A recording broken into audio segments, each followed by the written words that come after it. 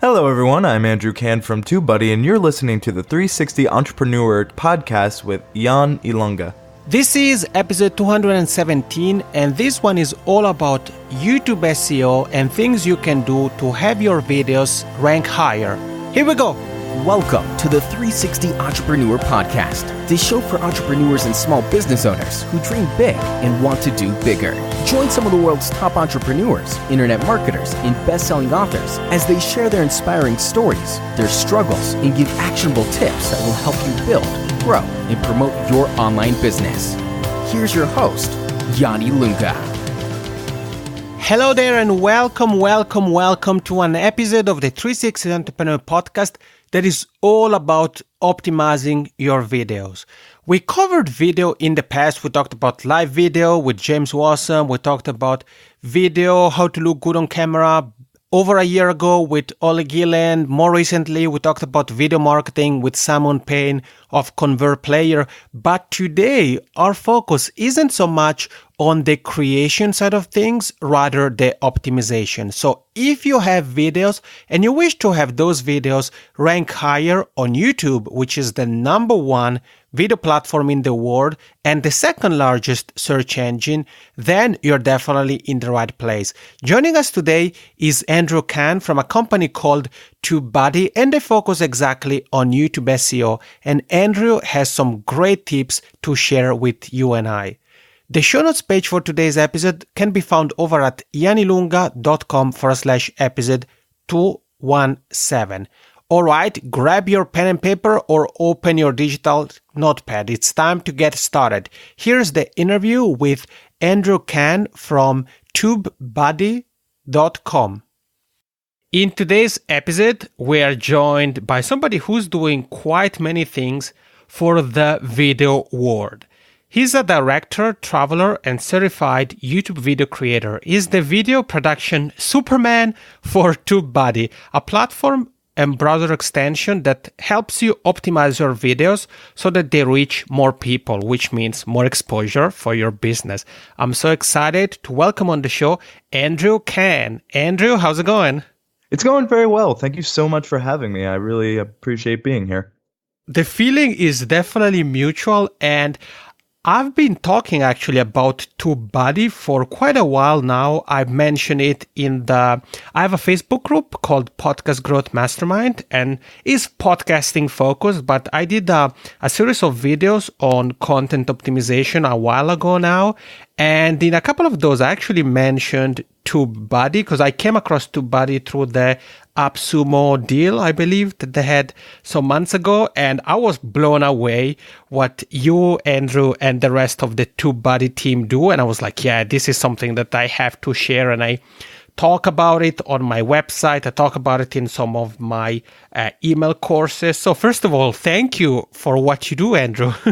Well, we truly do appreciate the kind words. We do our best to make sure that our users enjoy what we do. The AppSumo deal was new for us, and I'm glad you found us through it. So it shows us that it worked, and I'll see if we can do more things like that. I'll talk to Phil, who is the CEO of TubeBuddy, and I'm just very excited that you were able to find us, and I'm very happy to be here. I know I mentioned that earlier, but the statement still stands.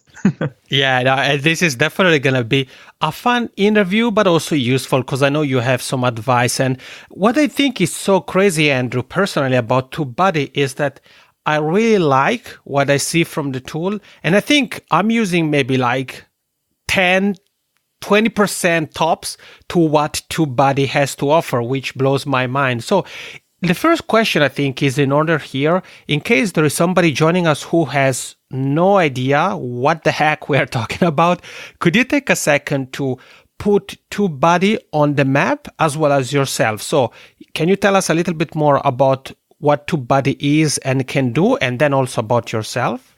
All right, definitely. So TubeBuddy is a channel optimization tool. So it's used primarily for YouTube, and what it can do for you is it can help optimize your channel. It can help update things in bulk. So we do things such as bulk end screens, bulk cards, as well as give you suggested tags to help your videos rank higher. And it just basically simplifies your life on YouTube. It adds a lot of things that we wish YouTube had.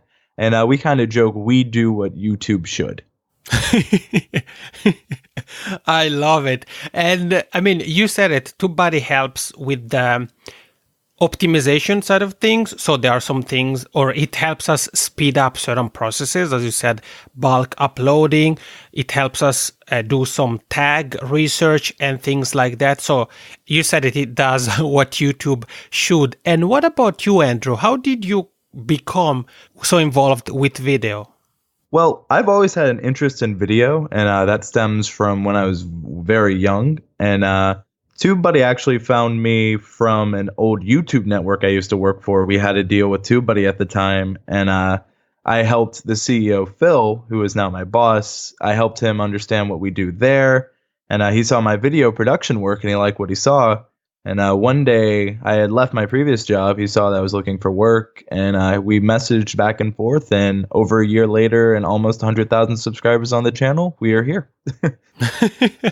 Well, it sounds like you know what you're doing, Andrew. No doubt about it. And, the idea I had in mind for this interview wasn't so much to cover the content side of things in terms of video production, but since you have so much experience with video, and I'm sure you have come across so many different videos, so many YouTube channels and things like that, do you have any advice for entrepreneurs and business owners who are maybe just starting out with video when it comes to the production side of things? So this is a pretty wide question.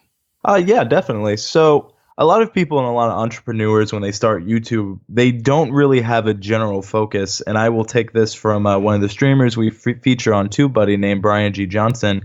And it is to stake your claim. So whatever your business is, stake that early. Let your viewer know what you are here to do. A lot of times I'll watch businesses unsure what they're trying to do on YouTube. And just like any business venture, you need to have a plan. You need to know what you're trying to do with your channel. And I see so many different businesses go in with the mindset of, oh, we'll just upload content and people will watch.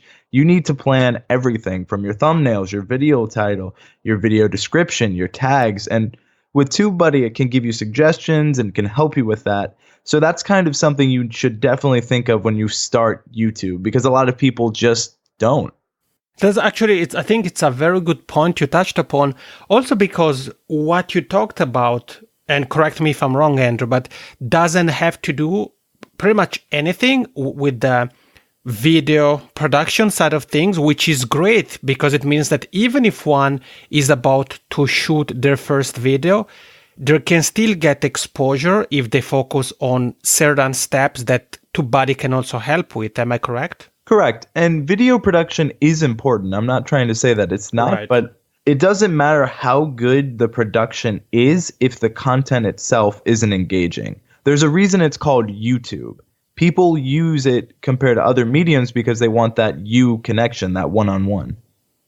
I love that. And yeah, you're so right. So I think the first question, Andrew, when it comes to the getting our video content optimized or more optimized, what would you say are some of the elements that helps us first and foremost increase engagement? So you talked about YouTube engagement. Are there certain things we can do to engage with people who may stumble upon our videos on YouTube? Definitely. So a lot of people are afraid to communicate directly with their viewers, and that's something through experience I've found is the best way to get engagement. If you ask a question 9 out of 10 times, if people are like your content, they're going to answer it in the comments. And a lot of people don't know this, but you can be the first comment on your video. Start the conversation yourself. Don't be afraid to put yourself out there, because at the end of the day, you've already created the video. What more does it take to add some comments yourself? And try to reply to every comment. Some people are afraid to reply to negative comments. A negative comment still can be critical. Just look at what it's saying. That's something interesting you touched upon, Andrew, and if it's okay for you, we can unpack that a little bit more. Yeah. When it comes to feedback, whether it's positive or especially negative feedback. So do you have any maybe example? It could be your personal or like your personal experience or something else you have seen in terms of how to handle especially, I think, negative comments. Obviously, there are trolls on YouTube, and I guess those aren't the people we should spend our time focusing on, right? Yes. So one thing I've learned through negative comments is that look at what they're really saying. So if someone says, I don't like this video, well, then dive deeper, ask why. And if they're like, well, I think it's too dark, then what that tells me as a content creator is I need to work on my lighting. Mm-hmm. And I've had examples on TubeBuddy where people are like, I don't like this video. And I've taken time and we had 20 to 30 messages back and forth, and we came down to they didn't like the audio. And that's valuable for me because next time I work on my audio. And sure enough, the next video, they said my audio was much better. And almost everyone else agreed. Sometimes the one person that says the negative thing can be an echo chamber for what other people are thinking, but might not want to say. Okay, so it would be good to try to take the time to really, as you said, pick the brain of this person and try to see what is it that they're trying to say if their comment appears to be kind of generic, and see what is it that they really want to say, so that can help us for our video production altogether, our YouTube channel, and so forth. Yes. Okay, so you mentioned comments, and YouTube does a very good job at making that pretty straightforward. Below each video, it's possible to have comments enabled so we can interact with people.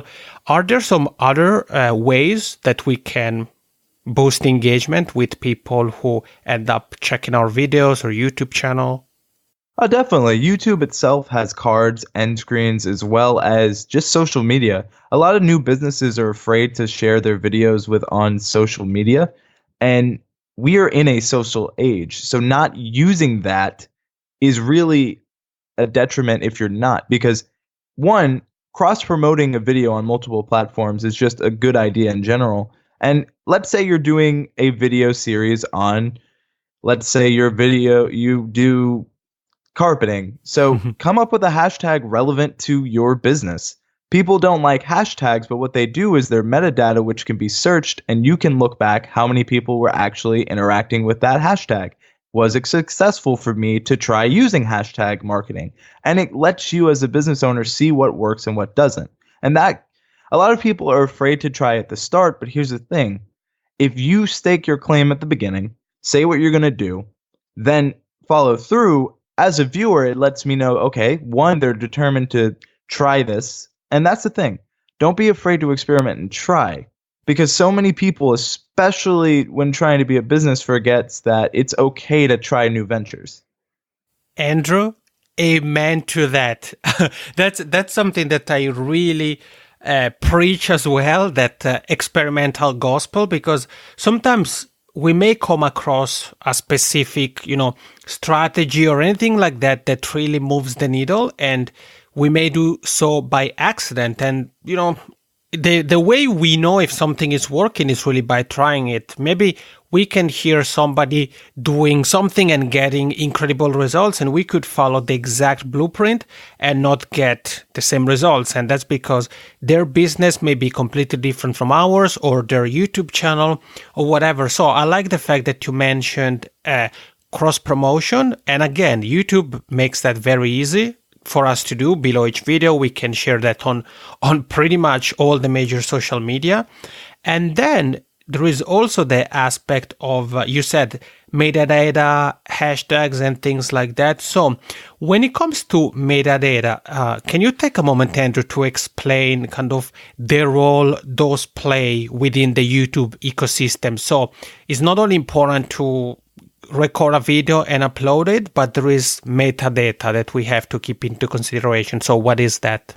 So metadata, for anyone who's unaware, YouTube classifies it. It goes to title of the video, it goes to the description of the video, as well as the tags. Mm-hmm. So a lot of people will just take all the time in the world and focus on the tags, and they'll have great tags, but they'll wonder, why is my video not doing well? Well, your video is called MP4 file 124.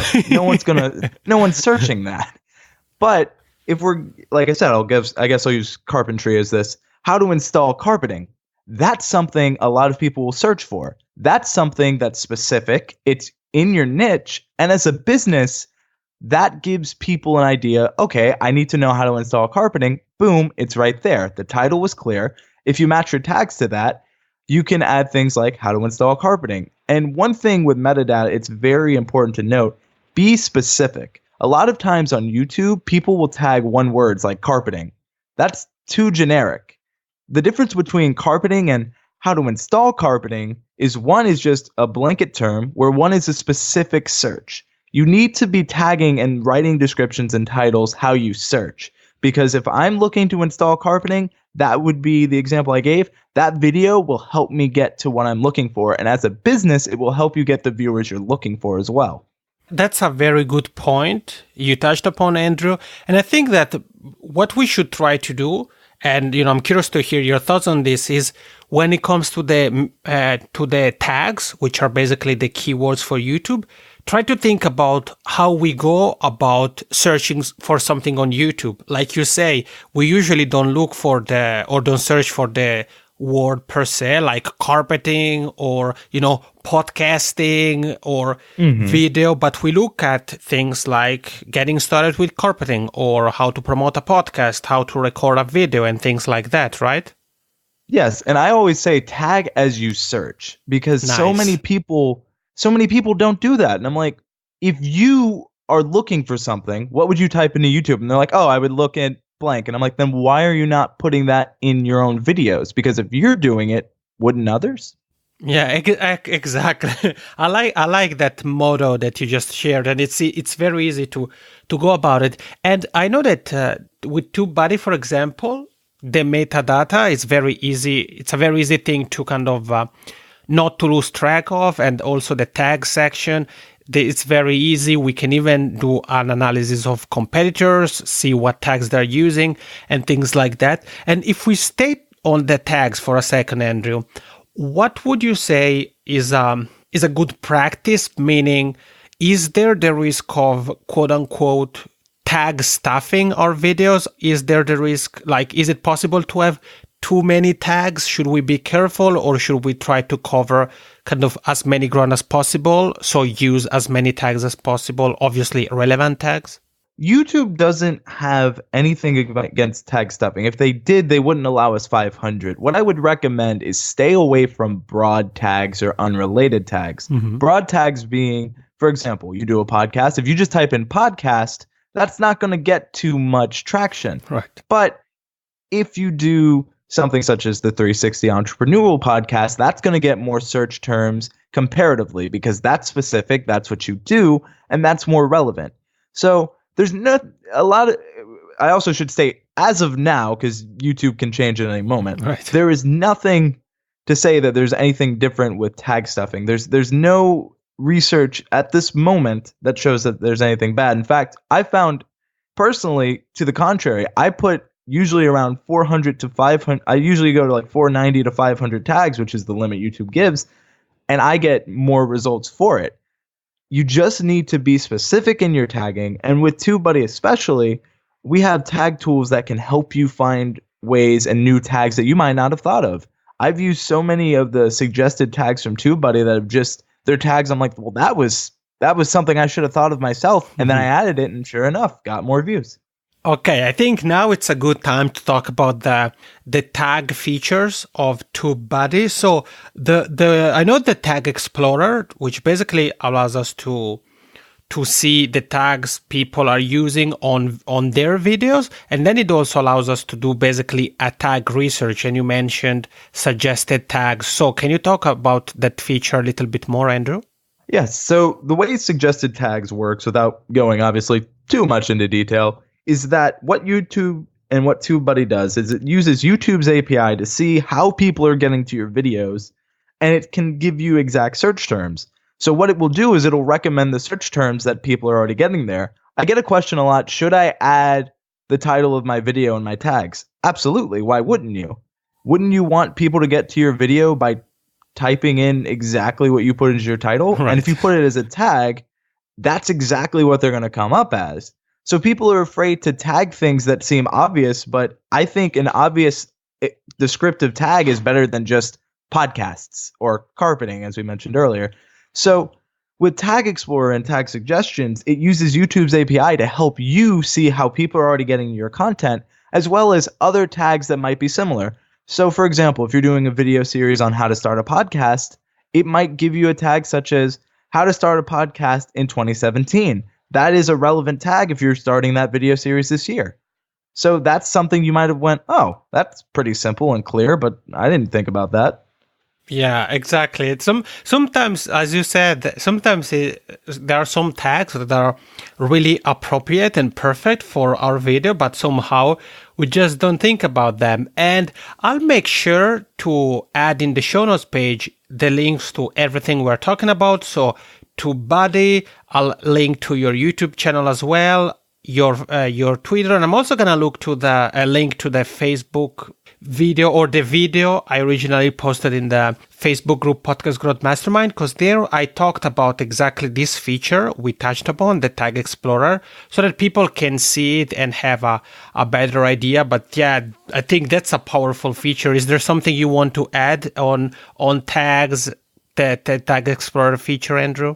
Well, we actually have a newer feature, which is called keyword ranking. And that kind of is an extension of the tag tools of TubeBuddy. So what keyword ranking does is it shows you where your videos tags are ranking, not only in YouTube, but as well now is in Google search. Wow. So as important as it is to get it on YouTube, if you can get it ranking on Google as well, if we go back to, an earlier example, how to install carpeting or how to start a podcast, if you're number one on Google and YouTube, you have not only staked your claim, you're claiming authority of that search term. And with TubeBuddy, you can now see how well you're doing on both platforms, which is very vital to the success of your business, your video, and just in general. Wow, I didn't know about that. Thank you, Andrew. I just learned something new. I have to head over to YouTube after this interview and take a look at the new feature you mentioned. And yeah, I mean, you're right. Google is the number one search engine. YouTube is the number one search engine for video. So if we manage to rank high on both, we're definitely going to get a lot of traction. And when it comes to the overall YouTube channel and several videos, there are playlists and things like that. Do you have advice on how to organize our videos, our YouTube channel, our playlists? So how to organize basically our channel at different level so that people keep getting interested in content, they get to know about more content? A lot of times people are unsure if they should make playlists. I highly recommend playlists, and the reason for that is playlists keep your watcher in a specific list of your videos. So that's more content of yours they can easily digest and watch and enjoy. Why wouldn't you put things in a list where people can quickly choose what they want to see back to back? And with playlists, you can separate it to as specific as you want. So we went to the how to start podcasting, but let's say you wanted to go more specific. And it may not necessarily be podcasting. So like, let's say you have a playlist completely dedicated to just audio podcasting. So how to start audio podcasting. Well, what if you want to talk about starting a video podcast? You can have two separate playlists. Yes, they're both relative and relevant information, but some people may not want to just do an audio podcast. So that's where you can go how to start a video podcast, and then they can go there. And let's say they don't want video, then you have the option for audio. As in tags, be specific of what you're displaying the information in the content. So, for example, in TubeBuddy, we do it as we have live streamers as well as tips and tricks, and as well as community-focused videos, and those are three different playlists. So if you want to learn how to use TubeBuddy, that's where you go to tips and tricks. If you want to learn how to grow on YouTube and gain knowledge, we have the expert playlist. And then if you just want to get involved in our community, we have the TubeBuddy community playlist. And that's relevant to what our viewers are interested in. You should make playlists not for yourself, but for what the viewers can easily find. Make it easy for them to find your content. And this is maybe a bit of a tough question, or maybe it's a piece of cake. Let's see. You said it. YouTube playlists help our viewers stay around longer and consume our content longer, but it's also relatively easy to get lost, or feel overwhelmed with all the different possible playlists one may have. So do you have any advice on how to go about playlists? In how many playlists should we have? Should we try to create as many playlists as possible, or should we try to have as little playlists as possible? When it comes to playlists, keep it relevant to what you're doing. So it really comes down to, you shouldn't make a playlist for every video, but if you want to, like, let's say you specifically want to drive your viewers to certain videos, then you can say you're like, let's say Andrew Can's most popular videos.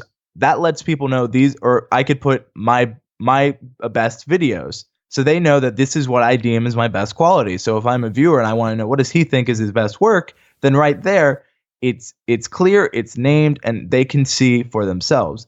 You basically want to make it so easy for your viewers to understand what's in the playlist that when they click on it, they're getting exactly what is promised to them.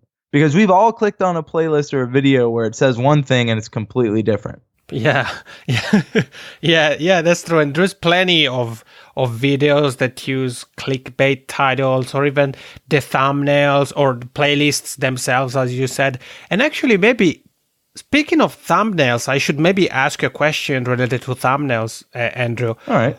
Do you have any advice on how to go about the thumbnails we create for our videos? So first of all, do we need a thumbnail? If so, what do we have to keep into consideration when trying to choose one or create one? First of all, you definitely should be using thumbnails. Thumbnails are the 30% of the reason why people click through to a video is your thumbnail. As great as your tags, metadata, and everything, people are visual. Before they ever click the video, the first thing which you can decide what they see is the thumbnail. So what you need to keep in mind on that thumbnail is what is relevant to the video discussion. So I use the example, how to start a podcast. What should you include in that thumbnail is things such as, people think of common questions that people are going to have. So I would recommend for that idea, put the text in the thumbnail, how to start a podcast. Then think of what people think of when they think of podcast. They think of microphones. They think of people personas. If you want it to, if you yourself are your own brand, then go ahead and place yourself maybe talking into a microphone with how to start a podcast on there. Keep it relevant to your business model too. So if you have a company logo, put that on the thumbnail as well. And that kind of goes a little deeper into thumbnail design, which is kind of difficult to describe through audio, but test what does and doesn't work. One of the cool features of TubeBuddy is A/B testing, and what that can do for you is it can allow you to use two different thumbnails and see which thumbnail drove more viewer interaction to a video. And I use that all the time to figure out, okay, does this thumbnail work better or does this one? Because if you can nail thumbnails and titles, then you have done most of the battle on YouTube, because most people are going to find you just from that thumbnail and just from that title.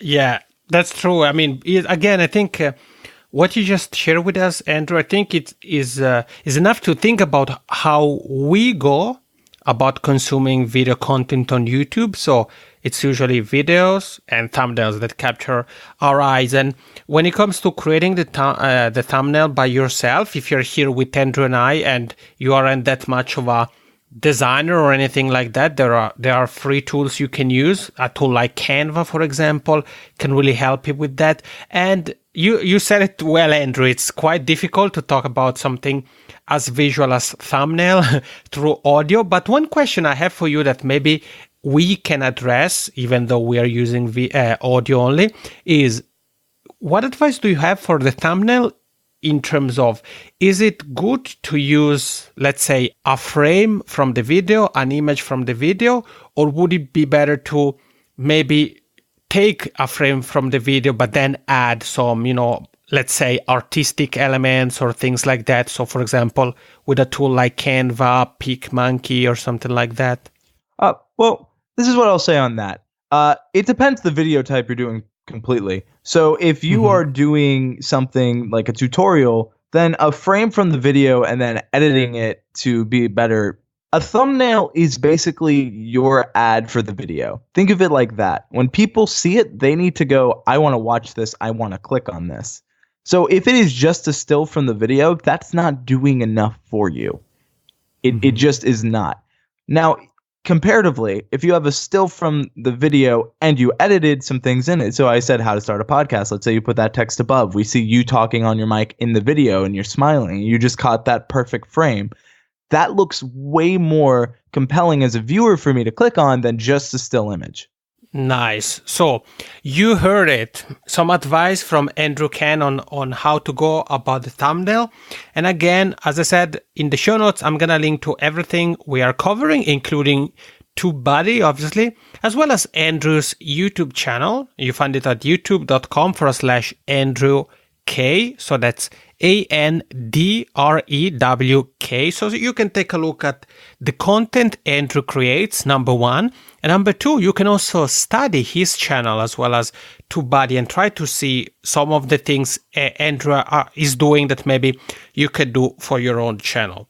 Andrew, early on, you talked about cross-promotion and you said it's very easy to do. So do you have any advice on how we can leverage other platforms like social media, our own website, Facebook groups we may manage or things like that to grow our YouTube channel and get more viewers and subscribers for our YouTube channel? Sure, definitely. So when it comes to social media and other sites, what you need to have a mentality of, I like to call it a 70-30 mentality. You need to be interacting and active 70% of the time. And then that 30%, that's when you're like, hey, I've created this content. Let me know what you think. Because if you just post your content on social media and other forums, but you never give feedback or you never interact, why should I interact with you if you've never interacted with me? And that goes into comment mentality, and it goes to more of like what a viewer wants. You don't need to always be just promoting. You need to be interacting. Because as great as it is to share your video, if no one watches it, what good did it do you? But if you're commenting on other people and then you see that that person you commented on also remembered that, and then when you posted, it was like, hey, I remember when you posted on mine, they checked you out because you helped them. Remember that you don't need to just promote, you need to interact. That's powerful, what you just said, Andrew. Also because I think that if we interact with people, as you said, and we do it the right way, sometimes a video we have recorded may be the answer to a question the person has. So the promotion would happen in a kind of spontaneous way because the person is asking a question, hey, how do I do you happen to know how to do this? And you can be, hey, as a matter of fact, I do, and I just published a video about that. So here's the link, you can check it out and let me know if you have any questions or things like that. And I think that it's something that then sticks with people rather than you just randomly promote something that may even be out of context. And when it comes to live video, Andrew, we have YouTube Live, we have Facebook Live, Periscope, so many different ways to go about live video. How does live video fit into the equation? So we may have a YouTube channel, we may be creating pre-recorded videos and things like that. So should we think about live video? And if so, how does it fit into our puzzle? Live video is definitely something you can consider, and especially on any social media platform. What live does for you is it shows this whatever site you're on, just your power in reach. So let's say I start streaming on YouTube now and I get 500 viewers. Every chat message they put will be turned into a comment, and what that shows YouTube is that people are chatting and discussing this video. And on most social media, you can either get hearts or likes or some sort of interaction with your audience. The more of those you get also help. So similar to on YouTube, a lot of people will do a live stream and then put it in their archive so people can watch later. So you can even use that live stream as content on your channel. So if you know that it can be recorded and saved for when you're not live and go on your channel as a video, keep that in mind. So kind of structure your stream as another form of video, if that is what you're doing. Now, if you're on like Periscope or Instagram, that's kind of can be more personal. So let's say you tweet out, hey, I'm going to be on Periscope in 30 minutes. I'm doing a Q&A. That lets your viewers know what you're doing. It lets people know what they can expect when they watch the video, and they can also decide, is this video for me? Like I said, going back to what we touched earlier, be specific on what your intentions are. Nice. Thank you so much, Andrew. And I didn't know about the comments like if we do a YouTube live and the comments then remain as actual comments to the video. So I really like that idea of trying to leverage YouTube live, because then it shows that, hey, there is engagement here on these videos. It's definitely worth kind of pushing them. And I mean, you said it, there are many different platforms to get started with the live video, and it's definitely an opportunity to interact with those who may be following our content in real time.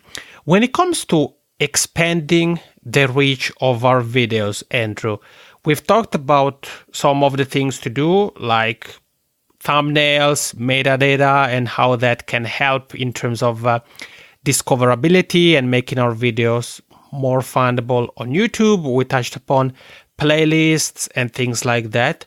What about the YouTube channel overall? So everybody who uses YouTube can have what is called a YouTube channel. So are there some things we can think about and do, again, when it comes to trying to get more viewers, engagement, and why not even YouTube subscribers? Oh, definitely. So on a YouTube channel specifically, you get a banner, you get thumbnail, you get an about section, you can feature channels, you can set up your homepage to feature a video that you want all viewers to see when they first click on your channel. YouTube gives you the tools to be successful. You just need to know how to use them. A lot of people I'll see use their YouTube channel and they don't have it set up to show playlist or show a trailer, but they have a lot of content. That's like using a shovel to chop down a tree. I'm sure it could be done. I'm just not sure if it's the best way to go about doing that. So really what you need to do is think of, how can I optimize my YouTube channel to make it work? So for starters, if you have a banner, make it relevant to what you're doing. So if you're a podcast channel, think about your branding, think about what you want to show off. And if you have a schedule, put that on your banner. Let people know when they click on your channel that they can expect new videos. Let's say you do videos Monday through Friday. Let them know that on the banner.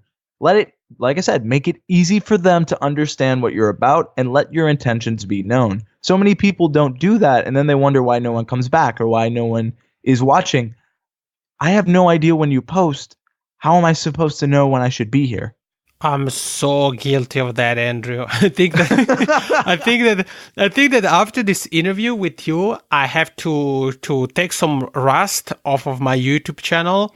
But what I like about the things you're sharing here with us, Andrew, is that they are little things. So each of the components we've talked about here, for example, also your last point now on the image of the channel and let people know what the channel is about, how often a new video is published and things like that, are things that don't take us the entire day to implement, but then when combined, definitely contribute to the growth of viewers, engagement altogether, and the number of YouTube subscribers.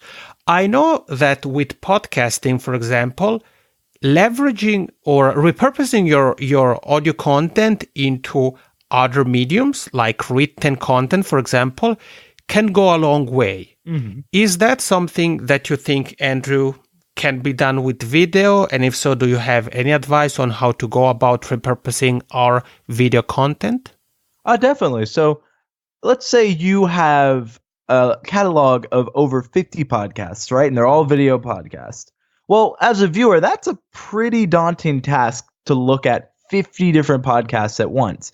However, let's say you know that a lot of viewers comment a timestamp that they found absolutely helpful. Why don't you make a best of compilation of all your podcasts so your viewers know, hey, this, instead of having to sit here wondering what should I watch in these 50 videos, there's already a quick video that's maybe 10 to 15 minutes long showing me best moments of all the podcasts. And in the video, you can mention which podcast it's from. You can mention the timestamp, because for what that will do for me as a viewer is it will help me realize, whoa, in episode 43, this is exactly what I was looking for. And I found it from that best clip. And then they're watching episode 43 and they had already watched your best of moments. So they're watching multiple forms of content. Okay, so that actually, Andrew, as I was listening to you, I was thinking, well, that's something that we could also do if we have audio podcasts. So we can still use YouTube, right, to do something similar. Exactly. Nice. I think I'm getting some ideas on on some of the things to do, because I've been using YouTube myself to upload my audio podcasts and things like that. There are some new tools out, like one is called Repurpose, that allows us to basically leverage YouTube and do so automatically. It creates some kind of animated image that is displayed alongside the audio. So actually, since that came to mind, I'm wondering, do you have any examples or tips or anything like that, Andrew, on how podcasters can use YouTube to get more listeners for their podcast, to get more earbuds in their case, or listeners on their content? Definitely. So a lot of people, when they run a podcast, especially, I've been on a few podcasts and I've seen a couple of my friends start podcasts and be very successful by doing this. So I know there's some merit to what I'm saying. If you're doing YouTube, right, you have podcasts, you have that catalog. Similar to making a best of video, why not take sections from your audio podcast and turn it into a video, or find a way to make it animated, or find a way to make it interesting? So one company that has a podcast, and what they do is called Rooster Teeth. And they do something called Rooster Teeth Animated Adventures, where they'll take a clip from their podcast and turn it into an animated episode. So let's say you're not the best at animation. You can still, let's say you have a funny story. Just filming and recreating that with the podcast audio and letting them know where that's from is so powerful, because you need to think, you have great information in your podcast. I've listened. So how can I turn that great information to short clips to share on YouTube to get them to watch the longer form episode, be it on YouTube or another site? That's what you should be thinking of. Yeah, that's a very good point. And thank you, by the way, Andrew. I know you told me also before we started the interview that you have checked out some of the things I do. I really appreciate that. And why I really like what you just said, and it's something I often say to podcasters, is that, somebody may be very interested in, let's say, the content. Let's go back to YouTube. So one could be very interested in the content of your YouTube channel, but maybe they don't know you have a YouTube channel, or maybe video isn't necessarily their first way to go about when it comes to consuming content. So if we take some time to try to think creatively and think, okay, how can we repurpose the content we have, whether it's video, audio, into other forms of content so that we can attract more people, then that definitely leaves a mark. And, somebody may discover your YouTube channel because you repurposed one of your videos into a blog post or something like that. And then a person's like, oh, wow, okay, so this Jan guy or Andrew has a YouTube channel. I didn't know. Let me go and check what other things he has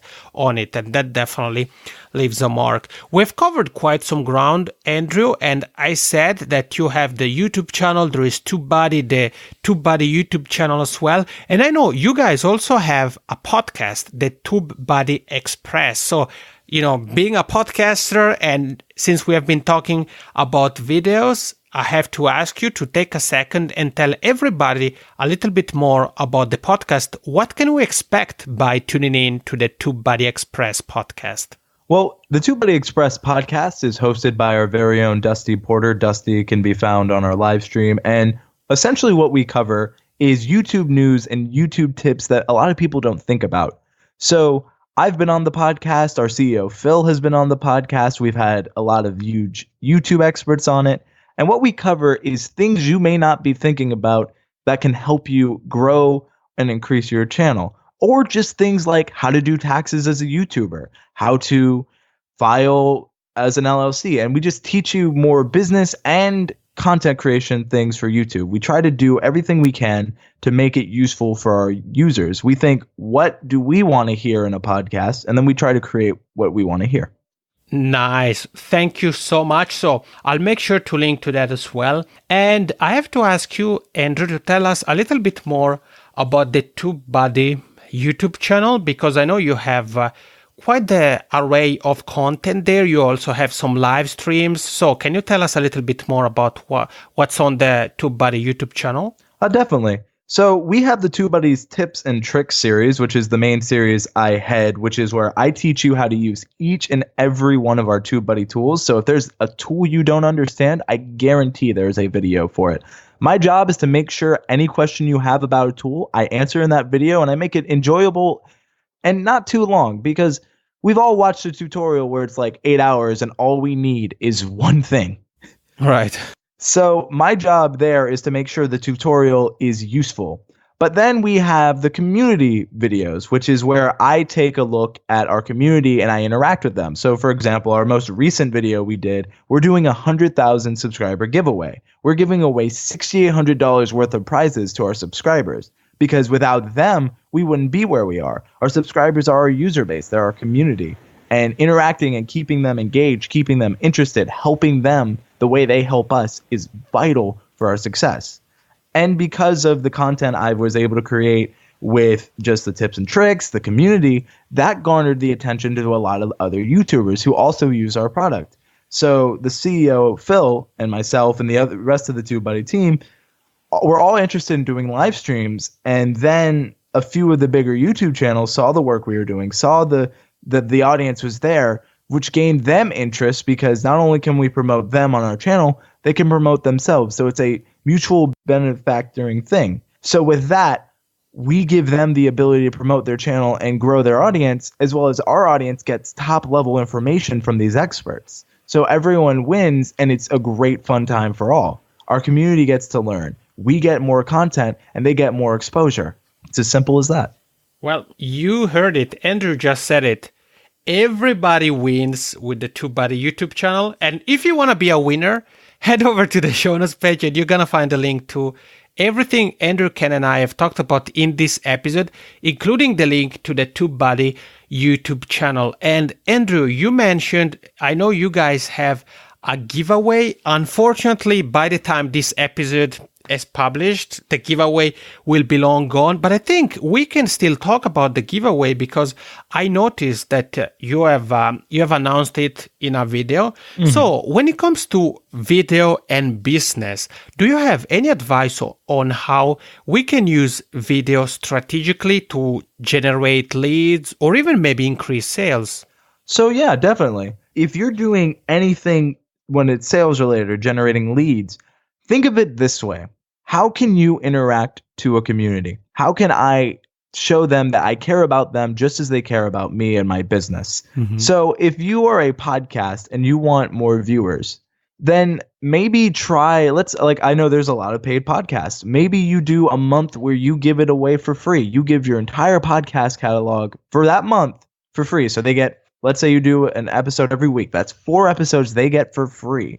That shows new users, hey, I want to expand my horizon. I want you to see what I'm doing in my business, and I want to include you. And so that way, when you give them something or you're giving them an incentive, let it be they get to do it to help you and themselves. Give value to your viewers. Find that way. So for TubeBuddy, for example, we have different licenses for what we offer for our users. And frequently we do giveaways, we do free trials, we give out codes, we have fun ways our viewers can interact. For example, we did an Easter egg hunt giveaway on our forums, which generated a lot of leads. It generated tons of interest. We went from 4,100 users on our forum to 4,700. We gained 600 new leads from just doing something that involved our community. And that's all it takes. You don't have to think too massive about it. Just think, how can I get them involved?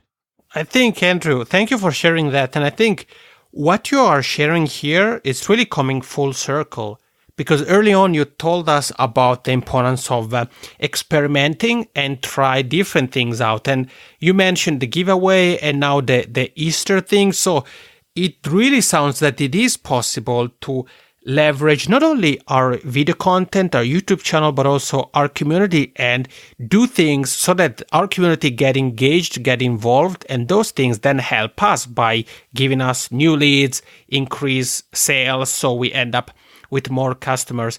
And Andrew, I know that you are on Twitter at AndrewCanFilm. I mentioned TubeBuddy, your YouTube channel. If somebody would like to connect with you for maybe ask you questions or give you a virtual high five or anything like that, what would you say is the fastest way to do that?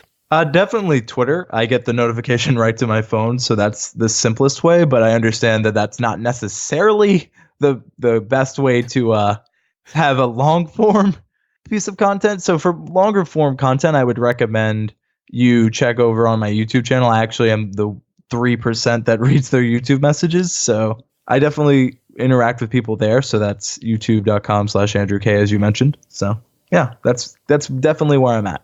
Great, thank you. So you heard it. There are a couple of different ways to connect with Andrew Can. And Andrew, this has been a fun and very informative interview. We've covered quite some ground. I want to say, first of all, thank you so much for your time and expertise here today. Well, thank you so much for having me. As I said, I do watch your content. I do appreciate the opportunity to be here. And I think the final question I have for you is if there is anything you would like to add, maybe something we completely forgot to touch upon when it comes to optimizing our video content to get more viewers, more YouTube subscribers, anything we forgot to mention, or maybe something you would like to double down on? So kind of for a closing words here is, you need to stop thinking as a business and start thinking as a user. How can because a lot of times people see a business as an alienated thing. You can still be a business and inclusive. So stop thinking so much business and start thinking more as a user. How can you build that community, which will then build your brand? Because a business is only as successful as their customer base. So stop thinking of it as a customer base and start thinking of it as a community. Get people talking, get people inspired, and let them help you and help them. Boom, mic drop, you heard it. Some final wisdom from Andrew Can from TubeBuddy.com. Again, Andrew, thank you so much and keep rocking, all right? All right, thank you so much as well. And we are back. You heard it. Quite few different things you can do to optimize your videos. And as we said during the interview, you don't have to guess. A tool like TubeBuddy can really help you and provides you with step-by-step checklists. So as soon as you have a video ready to go and you publish it on YouTube, you can go through this checklist and optimize your videos so that you increase the chances of it ranking higher, and you can really get some SEO juice from YouTube. That again is the #1 video platform in the world and the second largest websites when it comes to searches. So if you want to direct some of those people toward your content, toward your business, then make sure to check out TubeBuddy, and you find the link to TubeBuddy and everything else Andrew and I have covered, including his YouTube channel, in the show notes page over at janilunga.com/episode 217. If you haven't already, make sure to subscribe to the podcast so that you get notified as soon as a new episode is being published. You can listen to all the previous 216 episodes whenever you want. There's plenty of podcasting apps, so whatever is your favorite, simply look for 360 Entrepreneur and hit subscribe.